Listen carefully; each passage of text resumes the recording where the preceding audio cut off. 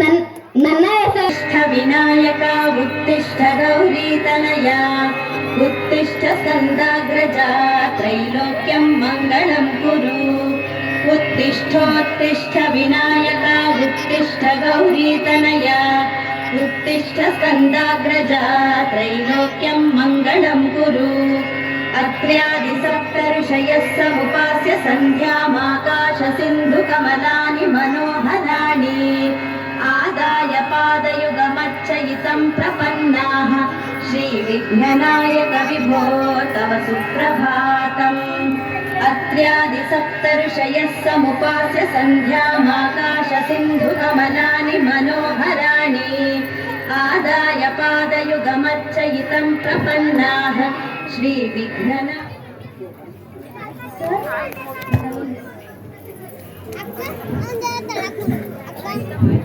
ಅಪ್ಪು ಅಪ್ಪಿ ಎದ್ದೇಳಿ ಮಗ, ಎಷ್ಟು ಹೊತ್ತು ಮಲಗ್ತೀರಾ? ಅಜ್ಜಿ ಇನ್ ಸ್ವಲ್ಪ ಹೊತ್ತು ಪ್ಲೀಸ್. ಶಾಲೆ ಇಲ್ವಾ ಇವತ್ತು? ಹೇಳಿ ಎದ್ದೇಳಿ, ಮುಖ ತೊಳೆದು ಹಲ್ಲುಜ್ಜಿ ಹೊರಡಿ.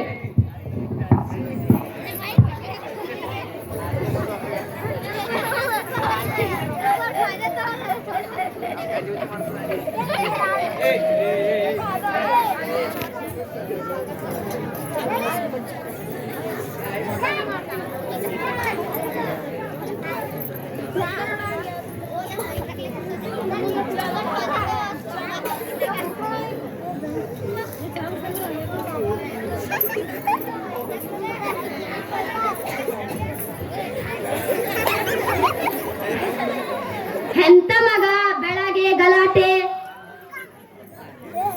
ಅಜ್ಜಿ ನೋಡಜ್ಜಿ, ಮೊಬೈಲ್ ಕೊಡೋದೇ ಇಲ್ಲ, ಯಾವಾಗಲೂ ಅವನಿಗೆ ಮೊಬೈಲು. ನಾವೆಲ್ಲ ಮೊಬೈಲ್ ಇಲ್ದೆ ಇರ್ಲಿಲ್ವಾ? ಬೆಳಗ್ಗೆ ಬೇಗನೆ ಎದ್ದು ದೇವರಿಗೆ ಕೈ ಮುಗಿದು ಆಮೇಲೆ ರೇಡಿಯೋ ಕೇಳುತ್ತಿದ್ದೆವು.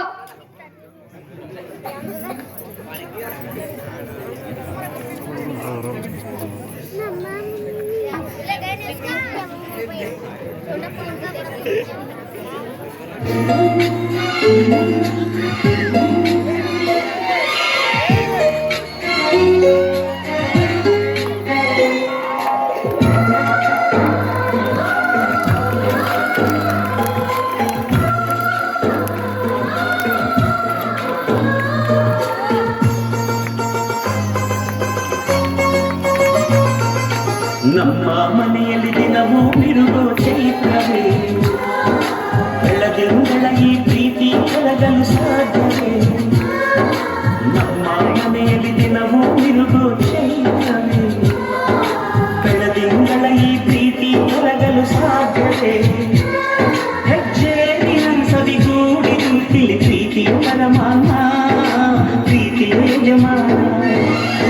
ನಮ್ಮ ಮನೆಯಲ್ಲಿ ದಿನವೂ ಬಿರುಗೋ ಚೈತ್ರವೇ, ಬೆಳದಿಂಗಳ ಈ ಪ್ರೀತಿ ಕರಗಲು ಸಾಧ್ಯವೇ?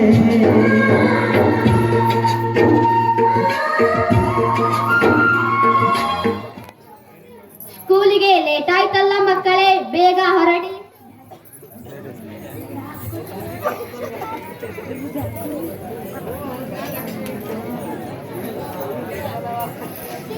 ಬನ್ನಿ ಮಕ್ಕಳೇ, ಸ್ಕೂಲ್ಗೆ ಹೋಗೋಣ.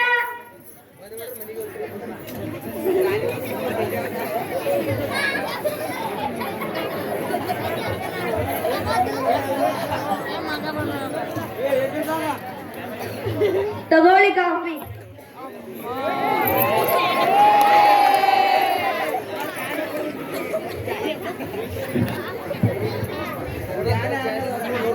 ಏನಂದ್ರೆ ನನಗೆ ಜಾಬ್ ಕನ್ಫರ್ಮ್ ಆಯ್ತು, ನಾಳೆನೆ ಹೋಗಿ ಜಾಯಿನ್ ಆಗ್ತಾ ಇದ್ದೀನಿ. ಕಂಗ್ರಾಚುಲೇಷನ್ ಭವ್ಯ, ಒಳ್ಳೆಯ ವಿಷಯ. ಆದರೆ ಅಪ್ಪ ಅಮ್ಮನನ್ನು ಯಾರು ನೋಡ್ಕೊಳ್ಳೋದು? ಅದೇ ರೀ, ನನ್ನ ಫ್ರೆಂಡ್ ಒಂದು ಓಲ್ಡ್ ಏಜ್ ಹೋಮ್ ಬಗ್ಗೆ ಹೇಳಿದ್ಲು. ಅಲ್ಲಿ ವಯಸ್ಸಾದವರನ್ನು ಚೆನ್ನಾಗಿ ನೋಡಿಕೊಳ್ಳುತ್ತಾರಂತೆ. ಅಲ್ಲಿಗೆ ಕಳಿಸಿದ್ರೆ ಹೇಗೆ? ಬೇಡ ಬೇಡ, ಅವರು ಮನೆಯಲ್ಲೇ ಇರಲಿ.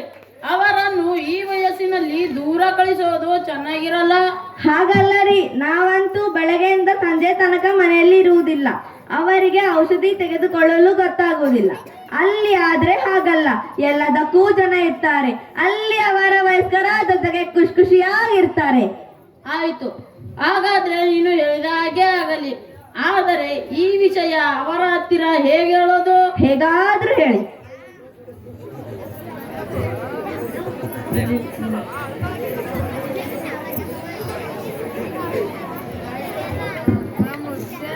ಅಪ್ಪ ಅಮ್ಮ, ನಿಮ್ಮ ಹತ್ತಿರ ಸ್ವಲ್ಪ ಮಾತನಾಡಬೇಕಿತ್ತು. ಇವತ್ತಾದ್ರೂ ಈ ಅಮ್ಮನ ಹತ್ತಿರ ಮಾತಾಡೋಕೆ ಪುರ್ಸತ್ ಆಯ್ತಲ್ಲ. ಹೇಳು ಮಗ, ಏನ್ ವಿಷಯ? ಹೌದಮ್ಮ, ನಿನಗೂ ಗೊತ್ತಲ್ಲ, ನನಗೆ ಕೆಲಸದ ಒತ್ತಡ ಜಾಸ್ತಿ ಆಗ್ತಾ ಇದೆ. ಜೊತೆಗೆ ನನ್ನ ಸ್ಯಾಲ್ರಿಯಲ್ಲಿ ಮನೆ ಸಂಭಾಳಿಸಕ್ಕೆ ಕಷ್ಟ ಆಗ್ತಾ ಇದೆ.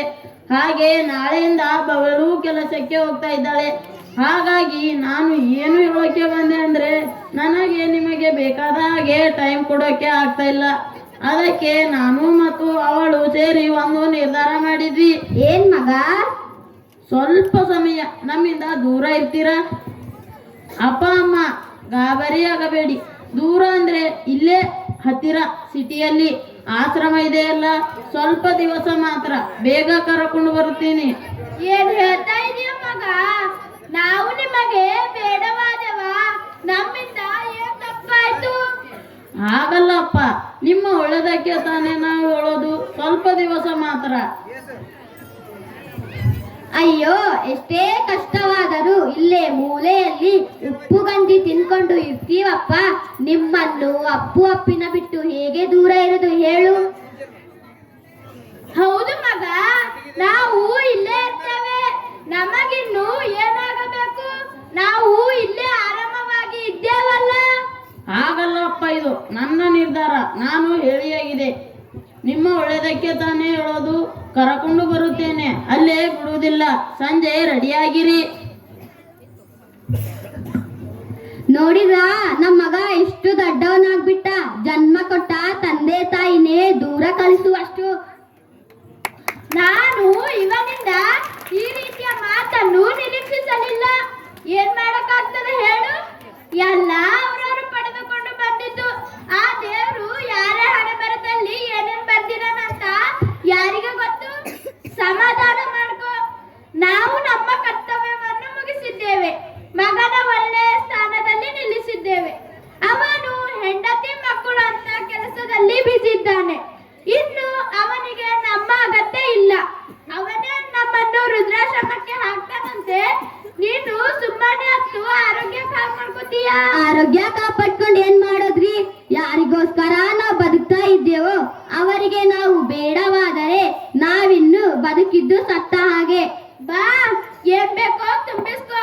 ಆಮೇಲೆ ತಡವಾದರೆ ಮಕ್ಕಳು ಶಾಲೆಯಿಂದ ಬರ್ತಾರೆ. ಅವರ ಮುಖ ಕಂಡು ನಮ್ಮ ಕಾಲು ಮುಂದಕ್ಕೆ ಹೋಗಲ್ಲ. ಬಾ.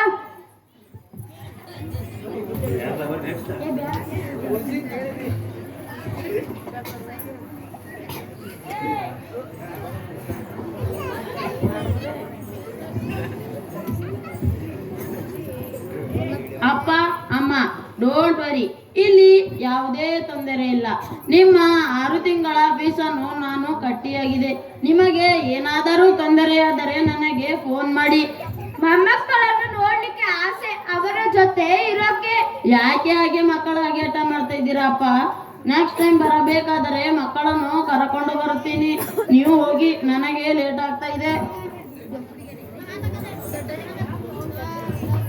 ನಮಸ್ಕಾರ, ನಾನು ಜೋಸೆಫ್ ಅಂತ, ಪ್ರೇಮಾಲಯ ಆಶ್ರಮದ ಸೀನಿಯರ್ ಮೋಸ್ಟ್ ಸದಸ್ಯ. ಈ ಆಶ್ರಮದ ಎಲ್ಲಾ ಸದಸ್ಯರ ವಿಚಾರ ಗೊತ್ತಿರುವುದು ನನಗೊಬ್ಬನಿಗೆ ಮಾತ್ರ. 1 ನಿಮಿಷ, ನಮ್ಮ ಆಶ್ರಮದ ಸದಸ್ಯರನ್ನು ನಿಮಗೆ ಪರಿಚಯ ಮಾಡಿಸುತ್ತೇನೆ. ಪ್ರೇಮಾಲಯದ ಎಲ್ಲಾ ಪ್ರೇಮಪುತ್ರರೇ, ಬನ್ನಿ ಇಲ್ಲಿ. ಒಂದು ಸಲ ನಮ್ಮ ಮನೆಗೆ ಹೊಸ ಸದಸ್ಯರು ಬಂದಿದ್ದಾರೆ. ಬೇಗ ಬನ್ನಿ. ಹಲೋ. ಅಲ್ಲ, ಇನ್ನು ತುಂಬಾ ಜನ ಸದಸ್ಯರಿದ್ದಾರೆ. ಏನ್ ಶಾರದಮ್ಮ, ಮಗ ಫೋನ್ ಕಾಲ್ಗೆ ಸಿಕ್ಕಿದನಾ? ಪಾಪ ಪಾಪ, ನನ್ನ ಮಗನಿಗೆ ತುಂಬಾ ಕೆಲಸ ಇರಬೇಕು. ಅವನು ತುಂಬಾ ಬ್ಯುಸಿ ಆಗಿದ್ದಾನೆ. ನನ್ನ ಫೋನ್ ತೆಗಿತಾನೇ ಇಲ್ಲ. ಅವನು ಬ್ಯುಸಿ. ಇದಕ್ಕೆ ಅಲ್ವಾ ನಿಮ್ಮನ್ನ ಇಲ್ಲಿಗೆ ಸೇರಿಸಿದ್ದು. ನೋಡಿ ಜೋಸೆಫ್ ಅಣ್ಣ, ನೀವು ನನ್ನ ಮಗನ ಬಗ್ಗೆ ಹಾಗೆಲ್ಲ ಹೇಳಬಾರದು. ಅವನಿಗೆ ಅಮ್ಮ ಅಂದ್ರೆ ತುಂಬಾ ಪ್ರೀತಿ. ಪರಿಸ್ಥಿತಿಗೆ ಕಟ್ಟು ಬಿದ್ದು ಅವನು ನನ್ನನ್ನು ಇಲ್ಲಿಯೇ ಬಿಟ್ಟು ಹೋಗಿದ್ದಾನೆ. ನೋಡ್ತಾ ಇರಿ, ಒಂದಿಲ್ಲಾದ್ರೂ ಒಂದು ದಿನ ಕರ್ಕೊಂಡು ಹೋಗೇ ಹೋಗ್ತಾನೆ. ಹಾ, ಏನ್ ಹೇಳಿ? ಬೈದ ಬೈ ಹೋದ್ರಲ್ಲ ಅವರು ಶಾರದಮ್ಮ ಅಂತ. ಮಗನ ಫೋನ್ ಕಾಲ್ಗೆ ತುಂಬಾ ವರ್ಷದಿಂದ ಕಾಯ್ತಾ ಇದ್ದಾರೆ. ಆದ್ರೆ ಏನ್ ಮಾಡೋದು, ಮಗ ನಾಟ್ ರೀಚೇಬಲ್. ಅಂದ ಹಾಗೆ ನಿಮ್ಮ ಹೆಸರೇನು? ನಾನು ರಾಮಣ್ಣ, ರಿಟೈರ್ಮೆಂಟ್ ಟೀಚರ್. ನನ್ನ ವಿಧಿ ನೋಡಿ ಸಮಾಜದ ಎಲ್ಲರಿಗೂ ಬುದ್ಧಿ ಹೇಳಿ ತಿದ್ದಿ ತೀಡಿದ ನನಗೆ ನನ್ನ ಮಗ ಮಕ್ಕಳಿಗೆ ಶಾಲೆಗೆ ಕಳಿಸಿದಂತೆ ನನ್ನನ್ನು ನನ್ನ ಹೆಂಡತಿಯನ್ನು ವೃದ್ಧಾಶ್ರಮಕ್ಕೆ ಕರೆದುಕೊಂಡು ಬಂದ. ರಾಮಣ್ಣ, ನೀವು ಇಷ್ಟಕ್ಕೆ ಹೊಂದಿಕೊಂಡ್ರೆ ಹೇಗೆ? ಇಲ್ಲಿ ಇರುವವರೆಲ್ಲ ನಮ್ಮ ವಯಸ್ಸಿನವರೇ. ಅಂದ ಹಾಗೆ ಇಲ್ಲಿ ಇರುವವರೆಲ್ಲ ಸಮಾನ ವಯಸ್ಕರೇ? ಸಮಾನ ವಯಸ್ಕರಲ್ಲ, ಸಮಾನ ತೊಂದರೆ ಅನುಭವಿಸಿದವರು. ಅಂದ ಹಾಗೆ ಜೋಸೆಫಣ್ಣ, ನೀವು ಇಲ್ಲಿರಲು ಕಾರಣ? ನನ್ನ ಕಥೆನೇ ಬೇರೆ. ನನಗೆ ಗಂಡು ಮಕ್ಕಳಿಲ್ಲ, 2 ಹೆಣ್ಣು ಮಕ್ಕಳೇ. ಪ್ರೀತಿಯಿಂದ ಬೆಳೆಸಿ ಒಳ್ಳೆ ಸಂಬಂಧ ನೋಡಿ ಮದುವೆ ಮಾಡಿಸಿ ಬಿಟ್ಟೆ. ಆದ್ರೆ ನನ್ನವಳು ತೀರಿ ಹೋದ ಮೇಲೆ ಪರಿಸ್ಥಿತಿ ಬದಲಾಯಿತು. ಕೊನೆಗೆ ಒಂದು ತೀರ್ಮಾನಕ್ಕೆ ಬಂದೆ, ಈ ಪ್ರೇಮಾಲಯ ಸೇರಿದೆ. ನೀವೇ ಪುಣ್ಯವಂತರು ಜೋಸೆಫಣ್ಣ. ಮಗ ಹೆಣ್ಣಾಗಲಿ ಗಂಡಾಗಲಿ ಈ ತಾಂತ್ರಿಕ ಯುಗದಲ್ಲಿ ಕೊನೆಗೆ ಅಪ್ಪ ಅಮ್ಮನಿಗೆ ಇಂಥ ಪ್ರೇಮಾಲಯವೇ ಗತಿ. ಅಂದ್ರೆ ರಾಮಣ್ಣ, ಒಂದು ಥ್ರಿಲ್ಲಿಂಗ್ ವಿಚಾರ ಹೇಳ್ತೀನಿ. ಇಲ್ಲಿರುವ ಒಬ್ಬ ವ್ಯಕ್ತಿಯು ಬಡ ಕುಟುಂಬದಿಂದ ಬಂದವನಲ್ಲ, ಎಲ್ಲರೂ ಶ್ರೀಮಂತ ಕುಟುಂಬದವರೇ. ಮಕ್ಕಳು ಬೇರೆ ಬೇರೆ ದೊಡ್ಡ ದೊಡ್ಡ ಕೆಲಸಗಳಿಂದ ಡಾಕ್ಟರ್, ಇಂಜಿನಿಯರ್, ಬಿಸಿನೆಸ್ ಮಾಡುವ ತಂದೆ ತಾಯಿಯರೇ. ಇದು ಸರಿ ಜೋಸೆಫಣ್ಣ, ಮಕ್ಕಳಿಗಾಗಿ ಆಸ್ತಿ ಮಾಡಬಾರದು, ಮಕ್ಕಳನ್ನೇ ದೇಶದ ಆಸ್ತಿಯನ್ನಾಗಿ ಮಾಡಬೇಕು. ಇಲ್ಲಿರುವ ಎಲ್ಲ ಯುವ ಪೀಳಿಗೆಗೆ ನನ್ನದೊಂದು ಮಾತು. ಒಂದು ಸಾರಿ ನಿಮ್ಮ ಬಾಲ್ಯವನ್ನು ನೆನಪಿಸಿಕೊಳ್ಳಿ. ನೀವು ಸಣ್ಣವರಿದ್ದಾಗ ನೀವು ಆಡುವ ಒಂದು ನುಡಿಗಾಗಿ ನಿಮ್ಮ ತಂದೆ ತಾಯಿಯರು ಕಾತುರದಿಂದ ಕಾಯುತ್ತಿದ್ದರು. ಪುಟ್ಟ ಪುಟ್ಟ ಹೆಜ್ಜೆ ಇಟ್ಟು ನಡೆಯಬೇಕೆಂದಾಗ ಎಡವಿ ಬಿದ್ದಾಗ ನೀವು ಬೀಳದಂತೆ ನಿಮ್ಮ ತಂದೆ ತಾಯಿಯ ತೋಳುಗಳು ರಕ್ಷಣೆ ಮಾಡುತ್ತಿದ್ದವು. ಆದ್ರೆ ತಂದೆ ತಾಯಿಯರಿಗೆ ಪ್ರಾಯ ಆದಂತೆ, ವಯಸ್ಸು ಮುಗಿದಂತೆ, ಶಕ್ತಿ ಕುಂದಿದಂತೆ ಹೆಜ್ಜೆ ಇಡಲು ಕಷ್ಟಪಡುತ್ತಿರುವಾಗ ಅವರಿಗೆ ಬೇಕಾಗಿರುವುದು ಹಣವನ್ನಲ್ಲ, ವೃದ್ಧಾಶ್ರಮವೂ ಅಲ್ಲ. ಅವರಿಗೆ ಬೇಕಾಗಿರುವುದು ನಿಮ್ಮ ಸಾನ್ನಿಧ್ಯ, ಪ್ರೀತಿಯ ತೋಳುಗಳು.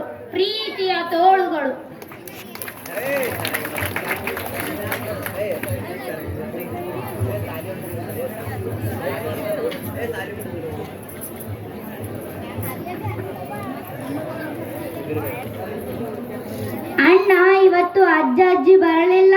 ಇವತ್ತೇ ಬರ್ತಾರಂತ ಅಪ್ಪ ಅಮ್ಮ ಹೇಳಿದ್ರು. ಮಕ್ಕಳೇ, ಯಾರನ್ನು ಹುಡುಕುತ್ತಿದ್ದೀರಾ?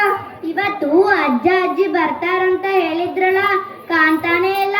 ನಾವು ಸ್ಕೂಲಿಂದ ಎಷ್ಟು ಬೇಗ ಬಂದ್ವಿ ಗೊತ್ತಾ? ಅದು ಇಲ್ಲಿ ನೋಡಿದ್ರೆ.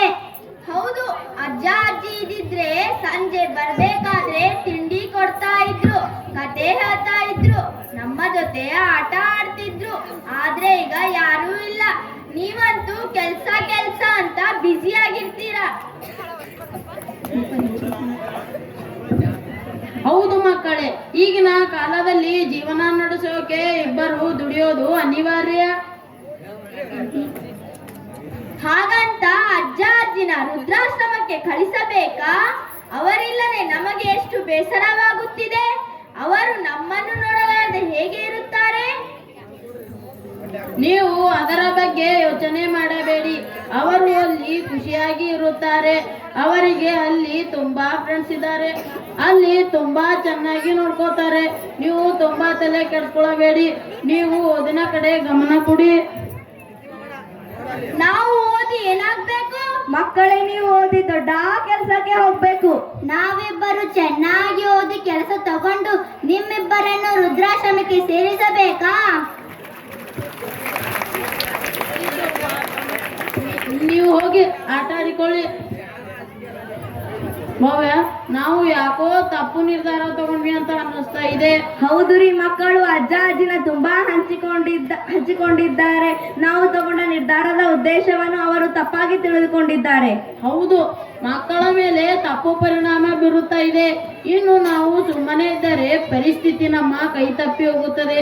ಬಾ, ಈಗಲೇ ಹೋಗಿ ಅಪ್ಪ ಅಮ್ಮನ ಕರೆದುಕೊಂಡು ಬರೋಣ. ಬನ್ನಿ ಹೋಗೋಣ.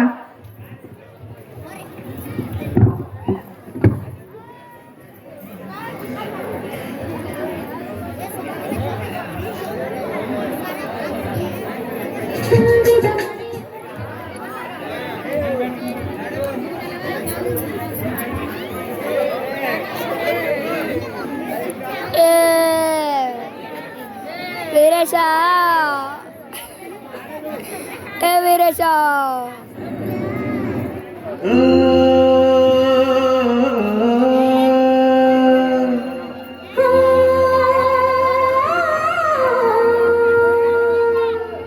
ಜೇನಿನ ಗೂಡು ನಾವೆಲ್ಲ ಬೇರೆಯಾದರೆ ಜೇನಿಲ್ಲ. ನಾವೆಲ್ಲ ಬೇರೆಯಾದರೆ ಜೇನಿಲ್ಲ.